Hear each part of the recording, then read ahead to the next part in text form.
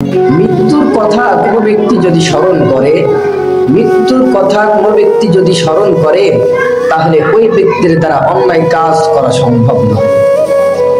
সদা সর্বদাই মৃত্যুর কথা স্মরণ করবে, কারণ মৃত্যুর কথা এমন একটা কথা, এমন একটা জিনিস, এইটা আপনি যখন স্মরণ করবেন তখন আপনার সব ক্ষেত্রে, সব জায়গায়, সব কর্মে আপনার অন্যরকম একটা ভয় কাজ করবে। যেমন কোনো ব্যক্তি যদি কৃষক হয়, সে যদি আল্লাহকে ভয় করে এবং মৃত্যুকে ভয় করে, তাহলে তার দ্বারা কৃষিকাজে দুর্নীতি হওয়া সম্ভব।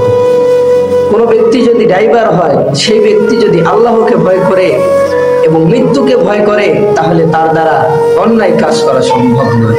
প্রত্যেকটা ক্ষেত্রেই কোনো ব্যবসায়িক যদি মৃত্যুকে ভয় করে, আল্লাহকে ভয় করে, তাহলে তার দ্বারা অন্যায় কাজ করা সম্ভব না।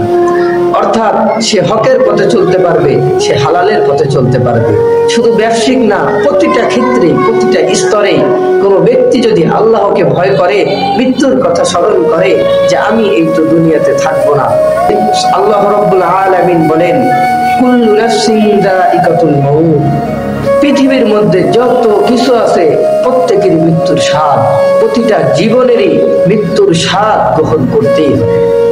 এমনকি বলা হয়েছে, মৃত্যু থেকে বাঁচার জন্য কেউ যদি একেবারে একটা গুহা বানায়, সেই গুহার মধ্যেও সে থাকে, তবুও তাকে মৃত্যু যে আক্রমণ করবে।